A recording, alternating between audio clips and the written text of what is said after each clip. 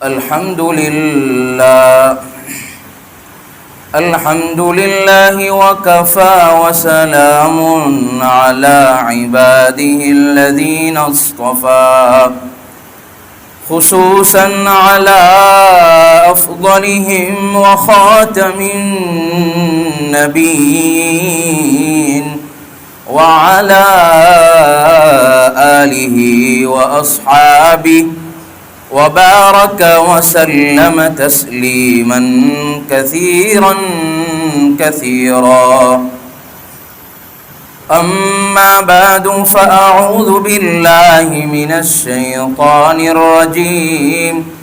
بسم الله الرحمن الرحيم.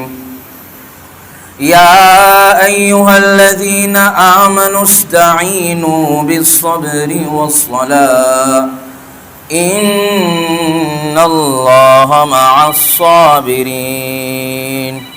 صدق الله مولانا العظيم. جو کرتا ہے تو چھپ کے اہل جہاں سے، کوئی دیکھتا ہے تجھے آسماں سے، کوئی دیکھتا ہے تجھے آسماں سے.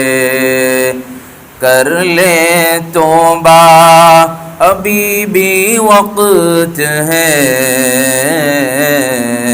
پھر یہ نہ کہنا کہ حساب بہت سخت ہے.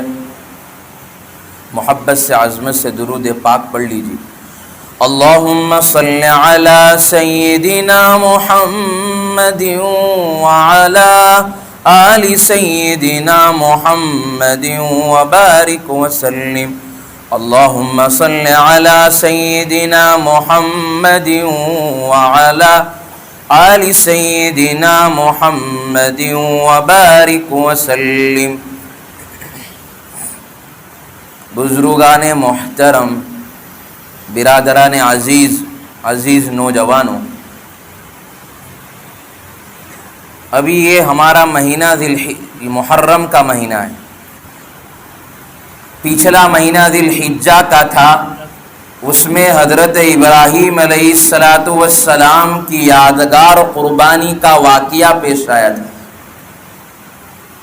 اور ہم نے یہ بتلانے کی کوشش کی کہ اللہ ہمارا دین، ہمارا جان، ہمارا مال تجھ پر قربان ہے. اور ہم نے یہ بتانے کی کوشش کی کہ جب بھی دین کو ہمارے جان اور ہمارے مال کی ضرورت پڑے، ہم قربانی دینے کے لیے اور اپنے آپ کو قربان کرنے کے لیے تیار ہیں.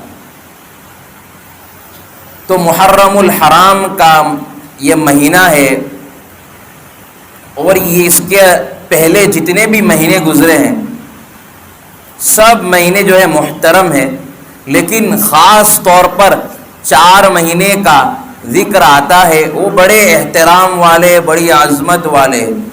وہ کون کون سے ہیں؟ ذی القعدہ، ذی الحجہ، محرم الحرام اور محرم اور ماہ رجب. یہ 4 مہینے بڑے محترم ہیں، اور اس کا احترام اور اس کی عظمت زمانے جاہلیت سے ہوا کرتی تھی، اور الحمدللہ اب بھی اس کا احترام اور اس کی عظمت باقی ہے. تو محرم کے معنی ہوئے عظمت کے اور احترام کے ہوئے. حدیث پاک میں حضور پاک صلی اللہ علیہ وسلم نے فرمایا، شہر اللہ المحرم. اللہ کے نبی پاک صلی اللہ علیہ وسلم نے اس کی عظمت کو، اس کی بڑائی کو بیان کرنے کے لیے اور اس کا احترام بیان کرنے کے لیے حضور نے حدیث پیش کی کہ یہ اللہ کا مہینہ ہے اور احترام والا مہینہ ہے. جب اللہ تبارک و تعالی اپنی طرف نسبت کر دے تو اسے اس کے احترام اور اس کی عظمت کی تو کیا بات ہے۔ اللہ نے خود فرمایا یہ محرم کا مہینہ میرا مہینہ ہے، شہر اللہ المحرم، اور قرآن کریم کے اندر اللہ خود فرماتے منہا اربعۃ حرم، اللہ تبارک و تعالی فرماتے ہیں 12 مہینوں میں سے میں نے 4 مہینے بڑے احترام والے بنائے ہیں، ذی القعدہ، ذی الحجہ، محرم الحرام، ماہ رجب، اور اس کے اندر محرم کا مہینہ بھی آ گیا، اور ابھی جو دن گزر رہے ہیں یہ بھی بڑے احترام والے ہیں۔ تو اس کا احترام اور اس کی عظمت اللہ تبارک و تعالی خود بیان کرتے ہیں۔ اب اس کے اندر ایک دن آتا ہے جس کو عاشورہ کہا جاتا ہے۔ عاشورہ کے معنی ہے 10 کے، 10 کے، یہ عربی کا لفظ ہے عاشورہ، اور اگر اردو میں بولا جائے تو 10 ہے اور انگلش میں بولا جائے تو 10 ہے۔ اور اس 10ویں دن کی جو ہے بڑی فضیلت ہے، یہ ابھی کا مہینے کی فضیلت نہیں ہے، اس 10ویں دن کے اندر دنیا کی پیدائش کے بعد سے 10 نبیوں کو عظیم واقعات پیش آئے تھے، اس لیے اس کو عاشورہ کہا جاتا ہے۔ اور 10ویں دن کے روزے کی بھی بڑی فضیلت ہے۔ حدیث پاک میں حضور پاک صلی اللہ علیہ وسلم سرکار فرماتے ہیں کہ اگر کوئی شخص 10ویں دن کے اندر روزہ رکھے تو اللہ تبارک و تعالی گزشتہ سال کے جتنے چھوٹے گناہ ہیں سارے گناہوں کو اللہ معاف فرما دیں گے۔ اب بڑے بڑے گناہ ہیں وہ تو جو ہے اللہ تبارک و تعالی کے یہاں توبہ کرنے کے لیے جب تک ہم توبہ نہیں کریں گے وہاں تک تو قبول نہیں ہوگے۔ حقوق العباد ہے، جب تک بندوں کے حق کو معاف نہیں کرایا ہوگا وہاں تک اللہ بھی معاف کرنے والا نہیں۔ اس لیے 2 چیزیں، حقوق اللہ اور حقوق العباد۔ اگر بندوں کے حق اگر آپ دعاؤں کے ذریعے سے معاف کراؤ گے تو کبھی بھی معاف نہیں ہوگے، چاہے تہجد پڑھنے والا ہو، روزہ رکھنے والا ہو، عبادت گزار ہو، کوئی بھی ہو، اس کے لیے ضروری یہ ہے کہ وہ بندوں کے پاس جا کر معاف کرائے۔ اور حقوق اللہ تو اللہ تبارک و تعالیٰ کے یہاں تو معافی کی گنجائش بھی ہے، اللہ معاف کر سکتے ہیں۔ بڑے بڑے شرابی کو، بڑے بڑے کبابی کو اللہ نے معاف کر دیا۔ ایک بنی اسرائیل کی جو ہے ایک عورت تھی، پوری زندگی وہ بدکار عورت تھی، اس نے جو ہے پیاسے کتے کو پانی پلا دیا، اللہ نے معاف کر دیا۔ لیکن حقوق العباد، بندوں کے حقوق، جب تک ہم ان کے حقوق ادا نہیں کریں گے وہاں تک اللہ معاف کرنے والے نہیں ہیں۔ اب بات یہاں چل رہی تھی کہ جہاں جہاں بڑے بڑے واقعات پیش آئے اور اس میں ایک واقعہ نواسہ رسول حضرت سیدنا حسین رضی اللہ تعالیٰ عنہ کی شہادت کا واقعہ پیش آیا۔ اب لوگوں نے یہ سمجھ لیا کہ محرم کا مہینہ صرف حضرت حسین کی شہادت کے علاوہ کچھ ہے ہی نہیں، حالانکہ اس کی عظمت تو دنیا کی پیدائش سے اللہ تبارک و تعالیٰ نے رکھ دی ہے، اس کی عظمت، اس کی بڑائی۔ اب یہ ہے کہ اس دن کے اندر اللہ معاف فرمائے، ہمارے 10 دن ایسے بگاڑ اور ایسے گزرتے ہیں، اللہ معاف فرمائے، ہم ایسی حرکتیں کر ڈالتے اس سے اللہ کا غضب ضرور ہم پر اترتا ہے۔ تو یہ مہینہ جو ہے دنیا کی پیدائش سے محترم ہے اور عظمت والا ہے۔ عاشورہ کے روزے کے بارے میں حضور پاک صلی اللہ علیہ وسلم مکہ کے اندر بھی وہ عاشورہ کا یعنی 10ویں دن کا روزہ رکھتے تھے۔ جب مدینہ حضور پاک صلی اللہ علیہ وسلم آئے تو وہاں مدینہ کے اندر بھی حضور پاک صلی اللہ علیہ وسلم روزہ رکھتے تھے۔ اب حضور نے یہ یہودیوں کو دیکھا، کرسچنز کو دیکھا کہ یہ بھی روزہ رکھ رہے، تو ان سے وجہ پوچھی کہ آپ کیوں روزہ رکھ رہے ہو؟ اس سے ایک بات معلوم چلی کہ ہر امت کے اندر روزہ ہے، ہر برادری کے اندر، ہر قوم کے اندر، ہر مذہب کے اندر روزہ ہے، طریقے صرف الگ الگ ہیں۔ مسلمان بھی روزہ رکھتا ہے، کرسچنز بھی روزہ رکھتا ہے، بدھسٹ بھی روزہ رکھتا ہے، جین بھی رکھتا ہے، وہ اپواس کی شکل ہے لیکن روزہ ہے، قسمیں اور طریقے الگ الگ ہے لیکن روزہ بہرحال ہر ایک کے اندر ہے،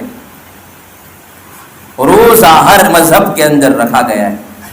تو اب اللہ کے نبی پاک صلی اللہ علیہ وسلم نے پوچھا کہ آپ کیوں روزہ رکھتے ہو؟ تو حضور نے بڑے پیار اور انہوں نے بھی بڑے پیار سے جواب دیا، ہم اس مہینے کے اندر اور اس دن کے اندر ہم روزہ اس لیے رکھتے ہیں کہ اس دن کے اندر اللہ نے حضرت موسیٰ علیہ السلام کو فرعون کے شکنجے سے اور بنی اسرائیل کی قوم کو اللہ نے جو ہے اس دن کے اندر فرعون کی شکنجے سے، فرعون کی ظالمانہ حکومت سے اللہ نے اس کو نجات عطا فرمائی تھی، اس لیے ہم شکرانے کے طور پر روزہ رکھ رہے۔ اس لیے ہمارے دین کے اندر پھر اللہ کے نبی پاک صلی اللہ علیہ وسلم نے فرمایا نحن احق بموسیٰ، ہمارا دین بڑا معتدل ہے، ہمارے دین کے اندر تعصب نہیں ہے کہ بھائی اگر غریب ہو تو اس کے لیے اگر الگ احکام، اگر کوئی مالدار ہو تو الگ احکام، کوئی بزنس مین ہے اس کے لیے الگ احکام، نہیں، ہر ایک کے لیے ایک ہی احکام ہے، کوئی کسی کے لیے چاہے کروڑ پتی ہو یا روڑ پتی ہو، ہر ایک کے لیے ایک ہی احکام ہے۔ شریعت کی نگاہ کے اندر دیکھا جائے گا کہ یہ 5 وقت کی نماز پڑھ رہا ہے تو شریعت کے مطابق یہ نمازی ہے، اگر وہ مالدار ہے وہ نماز نہیں پڑھ رہا ہے تو شریعت کے اعتبار سے وہ بے نمازی ہے، چاہے جتنا بھی مالدار ہو۔ اب یہ شیعہ بیچ میں آ گئے، اب انہوں نے جو ہے محرم کے مہینے کو غم کا مہینہ بنا دیا۔ اب ہماری قوم کتنی بیوقوف ہے، ہماری قوم یہ سمجھتی نہیں ہے کہ حضرت حسین کی شہادت کا واقعہ پیش آیا، اس کا بھی ہمیں غم ہے، ہمارا بھی کلیجہ اوپر آتا ہے، کیونکہ حضور کی نسبت کی بنا پر، حضور کے نواسے کی بنا پر ہمیں بھی بہت زیادہ غم ہے، ہمیں بھی جو ہے تکلیف ہے۔ اس دن کے اندر شہادت ہوئی تھی، ہم بھی مانتے ہیں، لیکن حضرت حسین کی شہادت سے ہمیں کیا سبق ملتا ہے، محرم سے ہمیں کیا سبق ملتا ہے؟ وہ ہماری قوم اس سے پیچھے ہے۔ حضرت حسین کی شہادت سے سب سے بڑا ہمیں سبق یہ ملتا ہے کہ حضرت حسین نے حق کو قائم کرنے کے لیے، حق کو جو ہے باقی رکھنے کے لیے یزید کو مٹایا تھا، یزید کو ختم کیا تھا، اور حضرت حسین نے ہمیں یہ پیغام دیا تھا، میں نے اپنا جان، اپنا مال، اپنے گھر، تمام چیزوں کو میں نے قربان کر دیا حق کو قائم کرنے کے لیے۔ اگر تمہیں بھی، اگر تمہارا دین تمہیں یہ کہتا ہے کہ تم اپنا جان، اپنا مال، اپنا جائیداد، اپنے بیوی بچے کو قربان کرنا ہو تو تیار ہو جاؤ، حق کو قائم کرنے کے لیے، اللہ کے لیے، اللہ کے رسول کے لیے تمام چیزیں قربان کرنے کے لیے تیار ہو جاؤ۔ یہ حضرت حسین کی شہادت ہمیں یہ پیغام دیتی ہے، حق کو قائم کرنے کے لیے، باطل کو مٹانے کے لیے۔ صرف حضرت حسین کی شہادت ماتم منانا یہ اصل نہیں، اس کی کوئی اصل ہے ہی نہیں۔ اگر کوئی بے نمازی ہے، نماز نہیں پڑھ رہا ہے تو اس کے دل کے اندر یزید بیٹھا ہوا ہے، کیونکہ یزید بھی بے نمازی تھا۔ اور کوئی شراب پی رہا ہے تو اس کے دل کے اندر یزید بیٹھا ہوا ہے۔ کتابوں میں لکھا ہوا ہے کہ وہ شرابی تھا، کبابی تھا، جواری تھا۔ تو ہم کس کے پیچھے چل رہے ہیں؟ ہم تو حضرت حسین کی شہادت کی بات کر رہے ہیں، اور ہم کیا کر رہے ہیں؟ ہم تو یزید کو دل میں بٹھائے ہوئے ہیں، ہم بھی نماز نہیں پڑھ رہے، ہم بھی حج چھوڑ رہے ہیں، اور ہم جو شراب پی رہے ہیں، ہم جوا کھیل رہے ہیں، نہ جانے کیا کیا کر رہے ہیں۔ تو ہم تو جو ہے حضرت حسین کے ساتھ تھوڑی ہوئے، حضرت جو ہے وہ یزید کے ساتھ ہوئے۔ پاکستان کے اندر فرقہ ہے اور اس کو یزید کو حضرت یزید بھی کہتے ہیں۔ اس لیے ہم جو ہے حسینی بنے، یزیدی نہ بنے، اس سے سبق ملتا ہے۔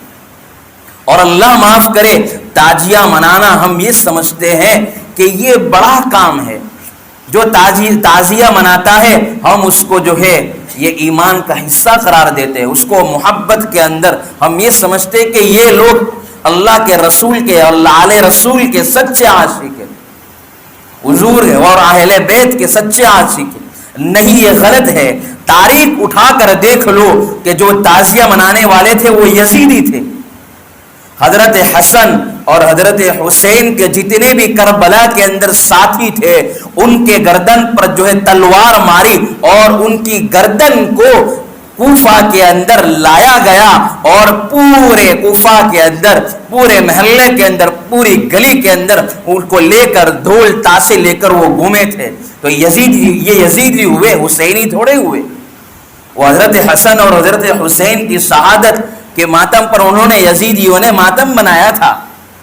انہوں نے جو ہے بڑے بڑے لوگوں کو جو ہے گردن پر سولی چڑھا کر ڈھول تاشے اور بینڈ باجے بنائے تھے، اور انہوں نے نہ جانے کیا کیا حرکتیں کی تھی، اور ہم بھی اس کے پیچھے کام کر رہے۔ اللہ معاف کرے، اس دن کے اندر میں نے جو ہے کتابوں میں پڑھا، اور جو عالم نے دیکھا تھا وہ کہہ رہا ہے کہ وہ دارو پی رہا ہے ایک شخص، یا حسین کی نعرے لگا رہا ہے، دوسرا جو جب تک اس کو شراب کا نشہ نہیں چڑھتا وہاں تک جو ہے دوسرا بھی پڑھ رہا ہے یا حسین کے نعرے لگا رہا ہے، تیسرا پڑھ رہا ہے۔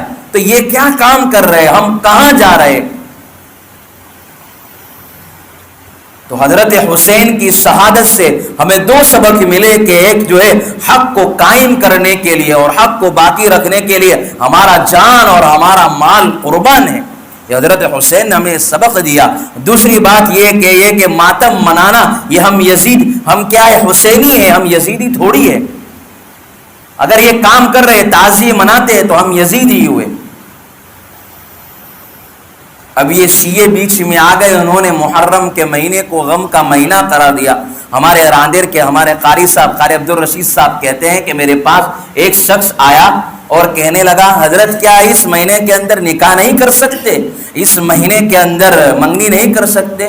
فرمایا کہ کیوں نہیں بھائی، اس مہینے کے اندر جو ہے ہر کچھ کر سکتے ہیں، نکاح بھی کر سکتے ہیں، منگنی بھی کر سکتے ہیں۔ اس مہینے کے اندر آپ تمام دین کے کام کر سکتے ہیں۔ اس کو کس نے غم کا مہینہ بنا دیا؟ تو اب شیعہ لوگوں نے شیعت کو عام کرنے کے لیے حضرت حسین کی شہادت کو بڑھا چڑھا کر امت کے سامنے پیش کیا، اور امت اس کو بہک گئی، اور اس مہینے کی جو تعظیم تھی، اصل حقیقت اس کو بھول گئی، اور اسلام میں حزن و ملال اور غم کا کوئی تصور ہے ہی نہیں، ماتم کا کوئی تصور ہے ہی نہیں۔ اگر غم اور حزن و ملال کا اگر تصور ہے تو اس کے اصول بھی ہے۔ وہ اصول آپ کے سامنے بیان کر دیتا ہوں تاکہ آپ کو معلوم چلے کہ غم کہاں منانا چاہیے اور ماتم کا کوئی تصور ہے ہی نہیں۔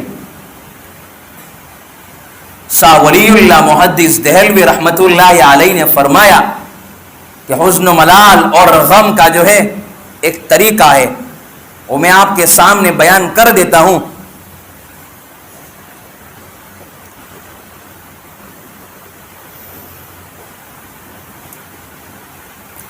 قرآن کریم کے اندر سب سے زیادہ زور اخلاق پر دیا گیا۔ اخلاق بہت بڑی چیز ہے۔ کوئی ہم سے توڑے تو اس کے ساتھ جوڑو، جو ہم سے جو ہے بدسلوکی کرے اس کے ساتھ اچھائی کا معاملہ کرو۔ یہ اسلام ہمیں پیغام دیتا ہے، یہ حضور کی تعلیم ہمیں دیتی ہے۔ کوئی ہمیں گالی بول جائے تو حضور تو ہمیں کہہ رہے ہیں کہ جو آپ کو گالی بول رہا ہے اس کے ساتھ اچھے اخلاق سے پیش آؤ۔ شاید یہ ہمارے اخلاق کو دیکھ کر وہ جو ہے اسلام کو جو ہے کہے کہ اس کا اسلام صحیح طریقے سے۔ تو اس کے اصول پہلے قرآن کریم سب سے زیادہ زور اخلاق پر دیتا ہے، اخلاق کو درست کرنے کے لیے۔ قرآن کریم کے اندر اللہ فرماتے ہیں فَاذْكُرُونِي أَذْكُرُكُمْ وَاشْكُرُوا لِي وَلَا تَكْفُرُونَ۔ پہلا نمبر اخلاق کو درست کرنے کے لیے ذکر اللہ، اللہ کی یاد، اللہ کا دھیان، اللہ کا استحضار۔ اللہ میں دیکھ رہے، غلط کام کر رہا ہوں اللہ دیکھ رہے، میں 2 نمبر کا کام کر رہا ہوں اللہ دیکھ رہے، میں کسی کے حق کو مار رہا ہوں اللہ دیکھ رہے، بندوں کے حق کے مار رہا ہوں اللہ مجھے دیکھ رہے، میں شراب جو ہے نماز چھوڑ رہا ہوں اللہ دیکھ رہے۔ اس لیے ذکر اللہ، اللہ کا دھیان، اللہ کا استحضار، اللہ ہمیں دیکھ رہے. اور دوسری چیز یہ ہے کہ دعا اخلاق کو درست کرنے کے لیے نمبر 2 ہے دعا. وَإِذَا سَأَلَكَ عِبَادِي عَنِّي فَإِنِّي قَرِيبٌ. اللہ کہتے ہیں تم بندوں کے پاس مت مانگو، میرے پاس مانگو. اگر تم میرے سامنے جھولی پھیلاؤ گے میں تمہاری جھولی کو بھر دوں گا. اگر تم دنیا والوں کے پاس مانگو کہ دنیا والے تمہیں ذلیل کر دیں گے. اگر تم میرے سامنے عاجزی کے ساتھ مانگو گے اللہ کہتے ہیں میں تمہاری جھولی کو بھر دوں گا، کسی کے سامنے بے عزت نہیں کروں گا. اس لیے اللہ کہہ رہے تم مجھ سے مانگو میں تمہاری دعاؤں کو ضرور قبول کروں گا. ادعونی استجب لکم، تم مجھ سے مانگو. فلیستجیبوا لی ولیؤمنوا بی لعلہم یرشدون. تم مجھ سے مانگو میں تمہاری حاجتوں کو، تمہاری ضرورتوں کو، تمہاری پریشانی کو تمام جو ہے پورا کر دوں گا، تمہاری حاجتوں کو پورا کر دوں گا. تیسری چیز یہ بیان کی کہ شکر. واشکروا لی ولا تکفرون، تم میری نعمتوں کا شکریہ ادا کرو، تم میری نعمتوں کی ناشکری نہ کرو. جب تم میری نعمتوں کے شکریہ بجا لاؤ گے تو میں تمہارے لیے تمام راستے، تمہارے لیے تمام نعمتوں کو میں پھیلا دوں گا. اور تم اگر ناشکری کرتے جاؤ گے تمہاری نعمتوں کو میں چھین لوں گا. اس لیے حزن و ملال اور اس کے جو ہے الگ الگ تصور ہے. ہم نے کیا ہے، اگر غم ہے تو شریعت نے بتایا کہ غم کہاں منانا چاہیے. 3 دن ہے تمام کے لیے، اللہ نے بیان کر دیا ہمیں کہ 3 دن آپ کو غم منانے. اگر کوئی کسی کا رشتہ دار کا انتقال ہو گیا ہے تو غم مناؤ. اور اگر بیوی کا شوہر انتقال کر گیا ہے تو آپ 4 مہینے اور 10 دن غم منا سکتے ہیں. اور کیا ہے یہ پیٹنا اور جو ہے اگر اس مہینے کے اندر بھی اگر کوئی پیٹ رہا ہے، کوئی ماتم کر رہا ہے تو اس کے لیے بالکل درست ہے ہی نہیں. اور اسی طرح یہاں پر 4 مہینے اور 10 دن سوگ منانے کے لیے اور غم منانے کے لیے اللہ نے فرمایا. تو اس کے اندر بھی اگر کوئی پیٹتا ہے، اگر بیوی بھی پیٹتی ہے اپنے شوہر کو یاد کر کے تو شریعت نے اس کو بالکل منع کر دیا، جائز نہیں ہے. ایک مرتبہ ایک عورت راستے سے جا رہی تھی، اس کے بیٹے کا انتقال ہو گیا. آپ کو حزن و ملال آپ کو بتا رہا ہوں حضور کیا کہہ رہے. ایک راستے کے اندر ایک عورت جا رہی تھی، وہ پیٹ رہی تھی اور اپنے بیٹے کو یاد کر کے رو رہی تھی. بیٹے کی قبر سامنے تھی. اس سے معلوم چلا عورتوں کو قبروں پر جانا اور عورتوں کو جو ہے فاتحہ پڑھنا اور ادھر ادھر جانا بالکل درست نہیں. اس لیے کہ اگر عورت جائے گی تو وہاں جا کر یہ کام کرے گی کہ لوگ اس کے پیچھے بھاگیں گے اور شرارت قسم کے لوگ اس کے پیچھے بھاگیں گے اور نظر کی حفاظت نہیں ہوگی اور جو کام کرنے کے نہیں ہوں گے وہ بھی کام کر دیں گے، لوگ برائیاں جو پھیلے گی. اس لیے بالکل شریعت نے منع کر دیا. اس سے مسئلہ معلوم چلا اور وہ رو رہی تھی قبر کے پاس اپنے بیٹے کی. حضور نے وہاں سے گزر ہوا. انبیاء کا ایک قانون ہوتا ہے، وہ قانون کیا ہے؟ انبیاء کرام اگر شریعت کے خلاف کوئی بات ہو رہی ہے تو وہ اس سے ڈرتے نہیں تھے، رکتے نہیں تھے، بالکل کہہ دیتے تھے. آج ہمارا طریقہ کیا ہو گیا کہ بھائی یہ رشتہ دار ہے، اگر میں اس کو کہہ دوں گا کہ یہ غلط کام کر رہا ہے تو میرے ساتھ رشتہ داری توڑ دے گا. آج ہمارے یہاں لوگوں کو برا بھی بہت جلدی لگ جاتا ہے کہ مجھے کون کہنے والا آ گیا. تو انبیاء کا اصول ہوتا ہے جہاں غلط کام ہوتا ہے فوراً ٹوک دیتے ہیں، چاہے رشتہ دار ہو، چاہے گھر والے ہو، چاہے پرایا ہو، کوئی بھی ہو، بتا دیتے تھے. تو حضرت محمد صلی اللہ علیہ وسلم نے کہا کہ بھائی تو کیوں رو رہی ہے؟ کہا کہ آپ کے لیے رونے کی اجازت نہیں ہے، آپ صبر کر. تو اس عورت نے غصے کے اندر تو نہیں بلکہ اس نے اس کو دھیان نہیں تھا کیونکہ اپنے بیٹے کا انتقال ہو گیا تھا. تو اس غم کے اندر اس نے کہہ دیا آپ کو تھوڑی پتا ہے میرے بیٹے کا انتقال ہو گیا ہے، مجھ پر کتنی بڑی مصیبت آ گئی ہے. تو کہا کہ جاؤ اپنا کام کرو. تو حضور نے فرمایا ٹھیک ہے. بعد میں معلوم چلا کہ حضور گئے تھے اور حضور نے کہا تھا تو عورت معافی مانگنے کے لیے آئی. تو حضور نے کتنی پیاری نصیحت کی کہ سب سے اہم چیز یہ ہے، صبر یہ ہے کہ جب تجھ پر پہلی مرتبہ مصیبت آئے پہلی مرتبہ تجھے معلوم چلا کہ یہ حادثہ ہو گیا ہے، تجھے اس وقت دھچکا لگے، اس وقت تیرے دل کے اوپر اندر کوئی بوجھ گزرے، اس وقت صبر کرنا اصل صبر ہے۔ اس سے معلوم چلا کہ پہلا اصل صبر پہلی چیز ہے۔ تو یہ کہ جب پہلی مصیبت آئے ہم پر، اس وقت ہمیں صبر کرنا ہے۔ اور آگے آپ کے سامنے بیان کرتا ہوں کہ دیکھو کہ یہاں جنگ موتا کے اندر جعفر ابن طیار کا انتقال ہو گیا، اب جو ہے دوسرے صحابہ کا بھی انتقال ہو گیا، لوگ رونے لگے، حضور بھی رونے لگے۔ اس سے معلوم چلا رونا برا نہیں ہے، رو سکتے ہیں، فطری چیز ہے۔ نمبر 2، حضور نے کہلوایا، حضرت جعفر کے گھر میں آپ کے جو ہے شوہر کا انتقال ہو گیا، آپ کے گھر والوں کا انتقال ہو گیا، وہ بھی رونے لگے۔ تو حضور نے کہا میں تمہارے غم میں شریک ہوں۔ اس سے معلوم چلا غم میں شریک بھی ہو سکتے۔ یہ ہے طریقہ، یہ شریعت نے بتایا، آپ غم جو ہے آپ رو سکتے ہیں، آپ غم میں شریک بھی ہو سکتے ہیں۔ اب دیکھیں کہ حضرت محمد صلی اللہ علیہ وسلم کے بیٹے کا انتقال ہو گیا، حضرت ابراہیم کا۔ تو انتقال ہوا تو حضور رو رہے ہیں۔ عبد الرحمن بن عوف نے کہا کہ حضور میں آپ کو دیکھ رہا ہوں روتا ہوا، آپ کے آنکھ میں سے آنسو آ رہے، تو کہا کہ میں رونا کوئی بری چیز نہیں ہے، فطری چیز ہے۔ غم منانا اور دوسرے کے پیٹنا اور اپنے آپ کو ملامت کرنا یہ درست نہیں ہے، اور رونا تو فطری چیز ہے، اور فطرت اسلام، اور اسلام جو ہے فطرت کو بدلتا کبھی نہیں ہے۔ تو بات یہاں ہے کہ ایک پوری بات کا ہمارا خلاصہ یہ نکلا کہ حضرت حسین کی شہادت کا ہمیں بھی غم ہے، ہمارے منہ پر بھی کلیجہ آتا ہے، اور اگر یہی غم مناتے رہو گے، ماتم مناتے رہو گے، تو ایسے ہزارہ صحابہ انتقال کر گئے، کتنے اولیاء اس کا انتقال ہو گیا، کتنے، اگر یہی کرتے رہو گے تو ہم دین کا کام کب کریں گے؟ ہم کب جو ہے اس دلدل سے کب نکلیں گے؟ ہمیں تو اللہ نے جو ہے اپنے دین کے لیے، اپنی دین کی خدمت کے لیے جد و جہد کرنے کے لیے، دین کس طرح پھیل جائے، کیسے ایک شرابی اللہ کی طرف آ جائے، تو بچھڑے ہوئے بندوں کو جو ہے اللہ کی طرف کون لے کر آئے، بے طلبوں کے اندر جو ہے طلب کون پیدا کرے؟ یہ اللہ نے ہمیں اس لیے بھیجا ہے۔ وہ شرابی ہے، کبابی ہے، اس کو حکمت سے، اس کو پیار سے سمجھا کر مسجد کی طرف کون لائے؟ اس لیے اللہ نے ہمیں بھیجا، یہ ماتم بنانے کے لیے ہمیں تھوڑی بھیجا ہے۔